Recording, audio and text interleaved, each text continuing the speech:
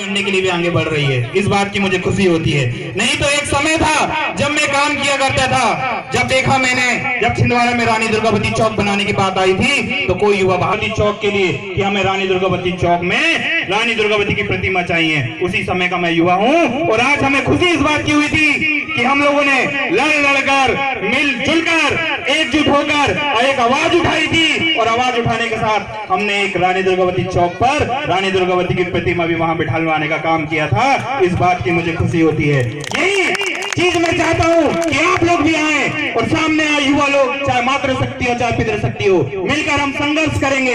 संघर्ष ऐसा करेंगे कि नाम भी होगा और काम भी होगा। इसलिए आप लोगों को साथ भी देना पड़ेगा और सहयोग भी करना पड़ेगा। जिस तरह से मैं अभी क्षेत्र पर आया था, उस समय बांध की समस्या को लेकर आया था। उस समय मैंने अपने खैर मंडल, तांसी, अवरिया, ये जो 5-6 गांव वहां पर आते हैं, उस समय मैंने वहां की भी लड़ाई लड़ा था। और ये ब्रजपुरा में जब मीटिंग हुई थी, मैंने यहाँ के ग्रामीणों को भी समझाया था कि आप मेरे साथ खड़े रहिए, मैं आपका सहयोग करूंगा और आपकी आवाज वहां तक पहुंचाने का काम करूंगा कि यहाँ पर बांध न बने। लेकिन यहाँ पर कुछ लोगों ने सहयोग नहीं कर पाया, उसका मुझे खेद है। लेकिन खैर मंडल और तांसी के ग्रामीणों ने मेरा सहयोग किया था। आज डूब प्रभावित क्षेत्र पर उन गांवों का नाम नहीं है, इस बात की मुझे खुशी होती है। और उन युवाओं ने जो मेरे सहयोग किया, उनकी मुझे खुशी, इस बात की खुशी है। साथ ही साथ मैं कहना चाहूंगा, जुन्नर जो क्षेत्र के ये युवा जो मेरे साथ जो घूमते हैं, मुझे बहुत खुशी होती है। ये मेरे साथ घूमते ही नहीं, मेरा सहयोग बढ़ाते हैं। सहयोग बढ़ाने में मेरा सहयोग भी करते हैं। जहां भी मैं जाता हूं, मेरे साथ कंधे से कंधा मिलाते हैं। मैं भी उन्हें निराश नहीं होने देता हूं। जहां की वो लड़ाई मुझे बोलते हैं, मैं उनकी लड़ाई पर तत्परता से मैं उनके लिए खड़ा रहता हूं। और उनके जो लड़ाइयां मुझे देते हैं, उस लड़ाइयों में भी हम लोग सफल भी हुए हैं। बहुत सी ऐसी तमाम लड़ाइयां हैं जो क्षेत्र पर हम लड़ते रह रहे हैं। अभी जैसे देवराम फलावी जी ने कहा कि डॉक्टर हीरा लावा जी ने 5 अनुसूची, मैं उसी संगठन से हूं। और डॉक्टर हीरा लावा जी ने 5वीं अनुसूची के लिए हाई कोर्ट पर याचिका दायर करी। 5वीं अनुसूची के लिए हाई कोर्ट में याचिका दायर करी और सरकार से ये पूछा कि अभी तक आपने आदिवासियों को मिलने वाले वो हक अधिकार जिससे वह अपना जीवन यापन से लेकर सारी चीज कर सकता है, मावा नाटे मावा राज कर सकता है, आपने अभी तक वो 5वीं अनुसूची क्षेत्र पर लागू क्यों नहीं करी?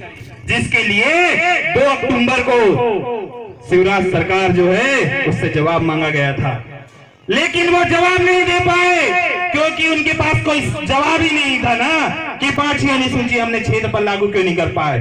तो ऐसे लोगों का हमें साथ देना चाहिए कि नहीं देना चाहिए? सहयोग करना चाहिए कि नहीं करना चाहिए? जब लेकिन मैंने देखा, छिंदवाड़ा शहर पर भी देखा, तमाम जगह पर देखा, उस डॉक्टर हीरा लावा जी ने 5वीं अनुसूची के लिए आवाज उठाई, याचिका दायर करी, आप सबकी लड़ाई के लिए वहां पर याचिका दायर करी, लेकिन कोई संगठन ने उनका सहयोग नहीं किया। क्यों नहीं किया भाई?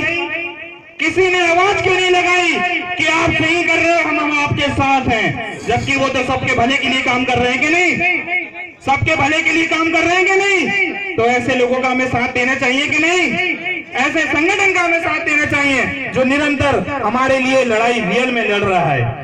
ये तमाम तरह की जो चीजें थी, जो अभी जो बांध का जो मुद्दा उठा है, मैं तमाम ग्रामीण लोग को फिर से कहना चाहता हूँ, अभी भी साथियों देर नहीं हुई है, अभी भी आप साथ दीजिए। मैं भरोसा दिलाना चाहता हूँ आपको कि आप लोग अगर साथ खड़े हैं तो हम बहुत, ये बांध का जो मुद्दा है उसे रोकने का काम भी अभी युवा पीढ़ी कर सकती है। इतनी युवाओं पे ताकत है। आप लोग सिर्फ साथ दीजिए, सहयोग दीजिए। मैं बोल रहा हूँ ना, उस समय भी मैं आया था, तब भी बोला था, मैं खड़ा हूँ, मेरी टीम खड़ी है और मेरी टीम के साथ साथ बहुत से अधिकारी भी खड़े हैं जो आप लोग के लिए साथ देंगे। अभी भी वक्त दूर नहीं है, साथ दीजिए। आप लोग के साथ हम लोग और मेरी ये पूरी जो टीम है वो यहाँ पर खड़ी हुई है, आप लोग के लिए लड़ेगी, आखिरी दम तक लड़ेगी, आखिरी सांस तक लड़ेगी।